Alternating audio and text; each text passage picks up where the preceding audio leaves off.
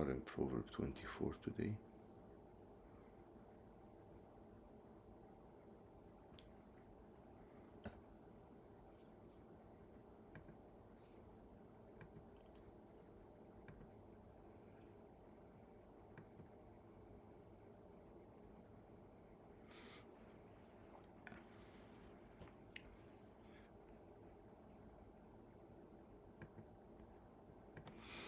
In the name of the Recording in Father, and the progress. Son, and the Holy Spirit, one God. Amen. Good morning, everyone. The 6 a.m. Bible Challenge, Friday, October 31st, the longest night in the year, and that's why all the stuff with the Halloween and All Saints Day is happening in the longest night.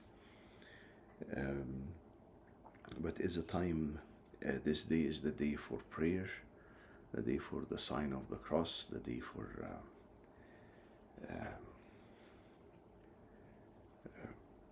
stronger faith, and the day also for trying to keep yourself safe and keep your kids safe. And that's why all the churches, a majority of the churches, they have their events and they have their plans. Our day will start in St. Monica, 6:30 in the p.m. Proverbs 24 begins also with the same exact beginning, almost like 23. Do not be envious of evil men, nor desire to be with them, for their heart devises violence and their lips talk of troublemaking. The concept of that your heart or your eyes will be focusing, you are living a righteous life or trying to strive for a righteous life, and people around you cheating and making a way ahead before you. I was talking with one of the youth, and they told me, but even when they cheat, they don't know the material, and it's a matter of time they will fall. So they cheat for the calc, whatever, 2 or 3 or whatever.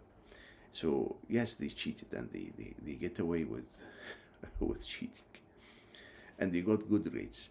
But in real life, you will see big mistakes. You will see someone who doesn't understand anything, and people who are still working and knowing what is happening in the field of work.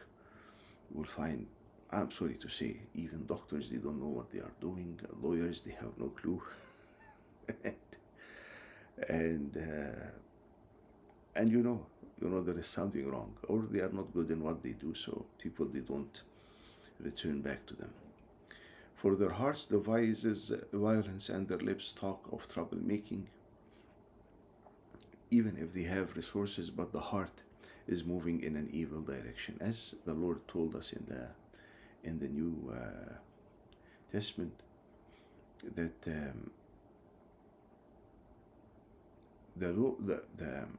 to do well, let your feet shod your feet in the path of peace. Yeah, our feet is where it takes you, where you walk. If you are walking to the kitchen, walking to the garage, walking, it takes you where you are going. So in life, you go only in making peace. You don't go anywhere else.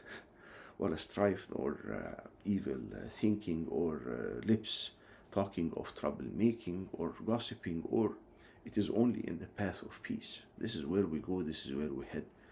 That's why sometimes when people and families, they are going through hard times, and they say, oh, we're filing for divorce. The church is out. By definition, you make a decision of going in this path of separation or divorce, the church by default and the priest is out. You cannot take a bona, tell him, okay, can you help me out in this? It doesn't work, because we are moving in the direction of peace. Through wisdom, a house is built, and by understanding it is established. Through wisdom, the house is built. The same concept of wisdom and understanding that keeps repeating in this book. To seek wisdom is to seek to do the right decision, to seek to please God, to seek the fear of the Lord, to seek understanding, to listen more, to ask more questions, to understand, to comprehend, to go deep in the stuff that you do. By knowledge, The rooms are filled with all precious and pleasant riches. The people who seek knowledge will gain all the blessings and will have uh, materialistic reward even in their life. A wise man is strong, yes. A man of knowledge increases strength. For by wise counsel you will wage your own war, and in a multitude of counselors there is safety. By wise man, a wise man is strong. Yes, a man of knowledge increases strength. For by wise counsel you will wage your own war. So seeking wisdom, seeking understanding, seeking knowledge. And there is a great reward, but what you do in the time, for example, in the time of war, you will find the president or the leader of the country has a group of counsel that they counsel him in the war, and they start speaking about the tactics, what to do, what not to do. And you will find this is for every war there is a hero. For every war there is a hero. The hero is not that the one who fought, but maybe the one who gave wisdom and gave guidance, what to do, what not to do, how to act, how to deal with the tough situation that they are going through. By wise counsel you will wage your own war, and in a multitude of counselors there is safety. Recently the UK released the information of the name of a genius engineer who cracked down all the communication that was going on in the German military, where they are hitting, where the airlines are going, what are the plans for moving the troops, top confidentially. He created a machine. Actually, they did this in a movie too, as a documentary for him. But it was, and no one knew except Churchill. So all the people from this engineer above, the communication is between him and the leader of the country. And because of this genius engineer, they overcame. And they were able to conquer, because simply as if they are sitting in the room of their enemy, knowing everything. Here this is how knowledge and science have advanced and helped someone to get all this information. So by wise counsel you will wage your own war, and in a multitude of counselors there is safety. There is always safety when you ask. There is always safety when you get guidance. There is always, even when people are sick. You ask one doctor and they tell, I do the 1, 2, 3, 4. And you ask another doctor. It happened with us many times. You ask another, take second opinion, and the second opinion will tell, no. All of this 1, 2, 3, 4 is obsolete. There is no research is supporting this. It doesn't hold any water. Let me tell you that there is someone who has done this case, and he is the authority in this field. Go and ask him, and this is his contact, and you go, and there is a completely different approach. Don't rush. Don't move quickly. Don't just, whatever you hear, you act on. Slow down. Seek wisdom. Seek counsel. Get guidance. Put it in prayer. Ask God that, and God will guide you. Will open the doors for you. So in a multitude of counselors there is safety. Do not rush. It's very, very important for all the younger generation here. I keep begging you and telling you about this for years, and I will continue. Whom you get guidance from is crucial in life. Whom you run your ideas or your decisions, especially in important decisions that has lifelong implication on you. Should I study here, or I go I study this place abroad? Should I date or not date in this age? Should I move in this direction with this person or no? Should many questions. الخلاص بكثرة المشيرين. الخلاص بكثرة المشيرين. With a multitude of counselors there is safety. and there is deliverance, and you make a right decision. Always seek guidance with people who are trustworthy, people who loves you, people who are unbiased, people who are expert in what they know what they do. People, if you go to someone who's biased, they will never tell you the right answer. It's happened even in service. And there is a lot of details in not to be biased, to be wise, to seek the wisdom of God, not to, even if your personal gain is that this person will do this decision. But ask yourself, what is the wise and godly decision that I need to do? This is a very important question. A simple question to ask yourself, and you will never go wrong. And don't ask yourself just this question very quickly and be haste or tetsarra or do the decision quickly. What is the wise and godly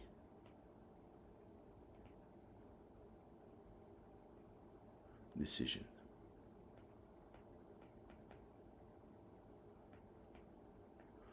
What is the wise and godly decision? Ask yourself this. Is it wise? Is it godly? Is it godly? Is it wise? And go in details and ask yourself, ask mom, ask dad, ask siblings. When it is an important decision, seek guidance. Seek.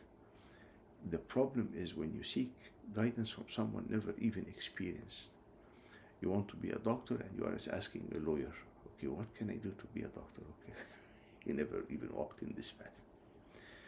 Or you want to go in a missionary trip and you go and ask someone who never did any mission trip and all what they are a great deacon in their church. It is irrelevant. So ask people who knows about the topic, who are expert, ask people who are unbiased, ask people who doesn't have anything to gain from you. They are not going to do business, they are not going to take a cut, they are not going to ask people who have gone or have went this path. If I'm traveling to, when we were traveling to Thailand in last year, we reached to a lead servant in the East Coast who traveled to Thailand already. Okay, now we are seeing eye to eye. Now we can relate. Now we can get ready. Now we are prepared. And small piece of information changed the whole trip. There is no one for you to cook. There is no one to cook for you there in the orphanage. What? You are in the middle of nowhere and the nearest supermarket is an hour drive. Oh, okay, no problem. But this is someone who have been there, have done that, and they are giving you the experience. So taking guidance, someone who loves you or doesn't have a benefit out of guiding you. Unbiased, will not tell you something because they have, or unbiased and also truthful. They will tell you the truth. Ask people who have done it or have experienced this path. Lots of prayer, lots of getting more information and researching, and by this you understand more. You put everything in the hands of God, and you make the decision, and never regret this decision because you have done what you could, and you gained as much as you can information, and you were seeking wisdom, and you were asking yourself the important question: what is a wise and godly decision I need to make? Apply it every single day, all the way. Wisdom is too lofty for fool. He does not open his mouth in the gate. Wisdom in verse 7.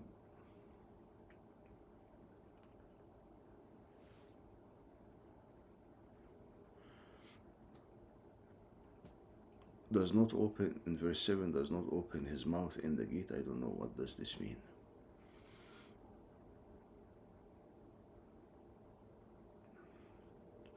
in verse 7, does not open their mouth in the gate. Wisdom is beyond foolish people. They don't open their mouths in the gate. So when they are even, when you are in the gate, people are asking you, who are you? Whom are you seeking? Where are you going? So, for example, in immigration, and you don't talk, so they will put you in secondary investigation, for sure. They are lazy to even speak. This is something you can think of. Wow, they are even lazy to seek wisdom, and they are lazy to speak in the important times. He who plots to do evil will be called schemer. The devising of foolishness is sin, and the scoffer is an abomination to men. He who plots to do evil will be called a schemer, or in the Arabic it comes someone who is reckless, who doesn't care. So devising a foolishness is sin, and the scoffer is an abomination to men. If you faint in the day of adversity, your strength is small. Deliver those who are drawn towards death, and hold back those stumbling to the slaughter. So if you faint in the day of adversity, your strength is small. Now, for example, in tough times, and when the revolution happened in Egypt, if you got injured, or if you have a heart attack, or pain in your body, and you are the resources are, your strength is small, and also the chances of you getting through this is very hard. It will not be a good day for you. Deliver those who are drawn towards death, and hold back those stumbling to the slaughter. So when you see people on the spiritual level, when you see people who are moving in the direction of death, the direction of addiction, direction of hatred, direction of lack of forgiveness, you tell them, you pause and you tell them. One day I had a couples meeting, and the meeting was about, the topic of the talk was about communication. And I don't know what happened, but I asked the people anonymous question online, and I told them, please log into this website and answer this question. My spouse did something that I will never ever forgive him or her. This was the question. Yes or no? 50% of the people, they said, yeah, I will never forgive him or her. And I said, okay, are you serious? 50% of the people sitting here, they will never forgive. And they said yes.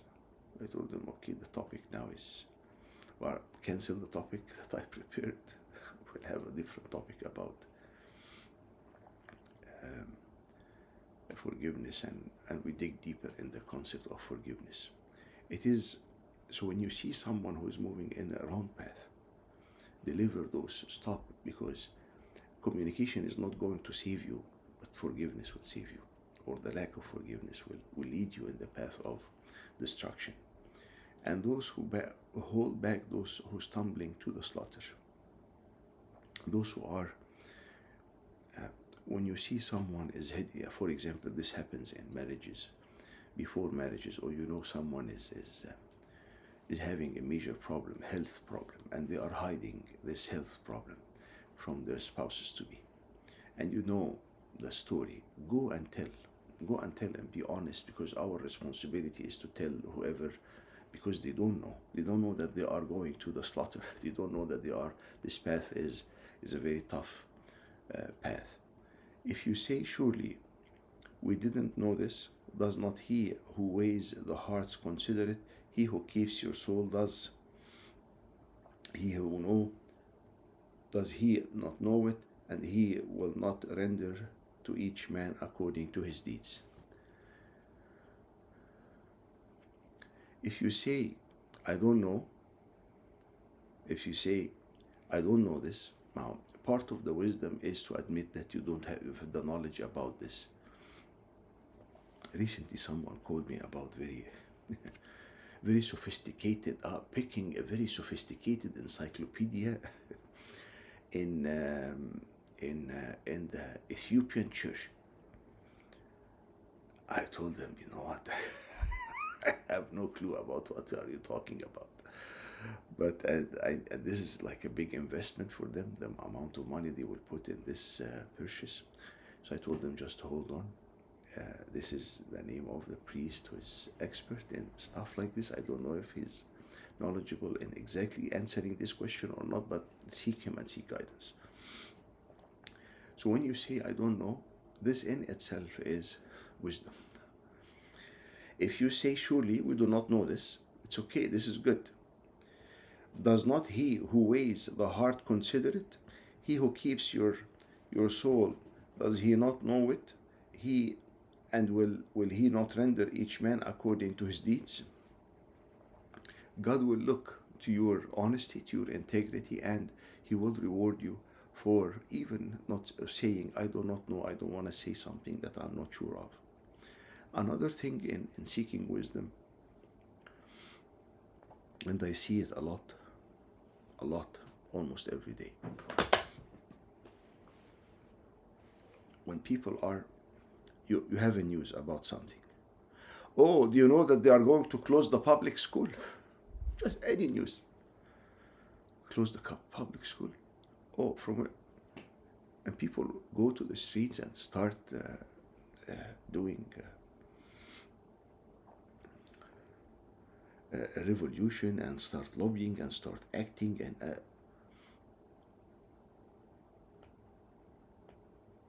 verify. تحقق.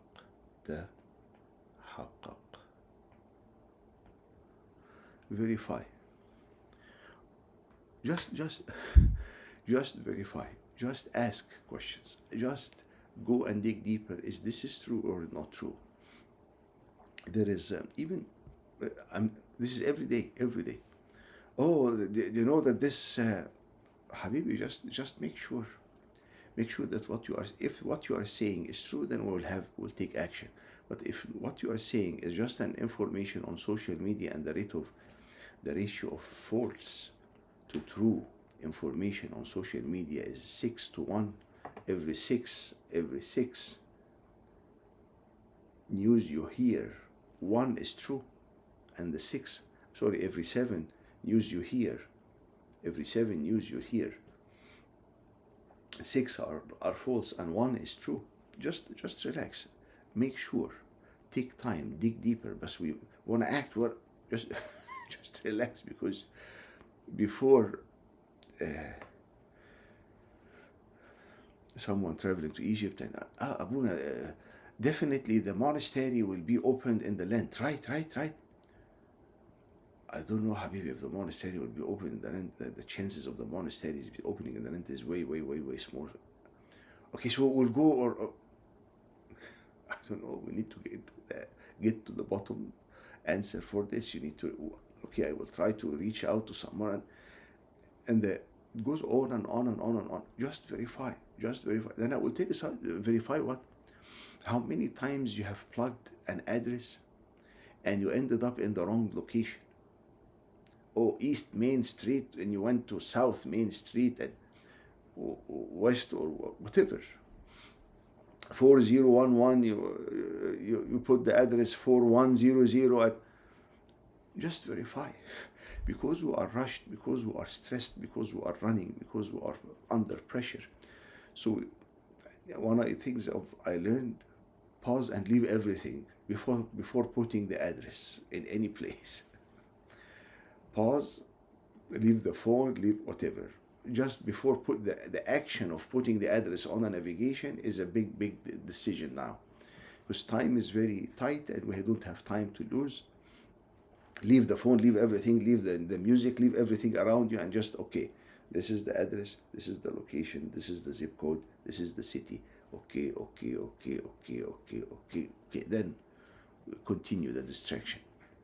Verify, because we need to verify the claims that is being said or the things that we hear. Unfortunately, many people, they don't verify, and you act on the whatever news you heard, and this is the beginning of the verify. Just verify before believing a lie and before knowing stuff that even does not exist. or acting on stuff that does not exist. So God knows that you are honest and you will say, I don't know, I need to verify this, or I need to share. My son, eat honey because it is good, and the honeycomb which is sweet to your taste. So shall the knowledge of wisdom be to your soul. If you have found it, there is a prospect, and your hope will not be cut off. He's linking between eating the honey, something is sweet, and the knowledge of wisdom. As eating honey is very sweet, and it gives it refresh someone who was maybe fainting or tired or exhausted and give them energy, so shall be the knowledge of wisdom to your soul. It will refresh you, it will enlighten you. If you have found it, there is a prospect, and your hope will not be cut off. And the same theme of keep seeking wisdom. Do not, in verse 15, do not lie in wait, O wicked man, against the dwelling of the righteous. Do not plunder his resting place. For a righteous man may fall 7 times and rise again, but the wicked shall fall by calamity. Message to the people who are planning or plotting stuff against a righteous man, and the Bible is telling them, don't do this. This is a wrong path. There is a Coptic guy, maybe I told you about, I don't know the name. He's an old man in his retirement farewell party after being in this job for, I don't know, 30 years, because they are doing he's no longer going to be working, he's retiring, and a group of Muslim co-workers ganged around him, and they told him, oh boy, how many times we tried to kick you out of this organization, how many times there is something in you. They told him, oh, what are you talking about? They told him, this book that this small black book that you have in your pocket, and when you come, you put it in the first drawer on the right, and every time you open the drawer and you read a little bit of it and go put it back, there is something in this book. He told me, oh, you are speaking about the Akbaya, the book of ours? Yeah, this one. Yeah. What is this? No, they're just praying. Okay. We have tried so hard in all these years to kick you out or to set you up. They are confessing publicly because he's leaving the organization, the government organization, and he's not returning back. And God will protect. God will surround you with his holy angels, and will not let the evil plans of the evil ones have hold of you. For a righteous man shall fall 7 times and rise again. This is we'll stop here for the sake of the time, but righteous will fall and will rise, will fall and rise, will fall and rise 7 times. I don't think that I am even close to being righteous. And when you see that people who are righteous, they fall and they rise up. So it gives us hope that, you know what, there is hope for me. If this person who is that righteous is falling 7 times, and I can fall 20 times, but I will rise again. I will rise again. I will not remain under the sin, or I will not remain defeated. I will, with the grace of God, will rise up. And this is the action of Metania. When you do the Metania, make the sign of the cross, and you go all the way to in the worship position, and you go up. You worship, you go down, even if you fall. With the grace of God, we will stand up and rise again.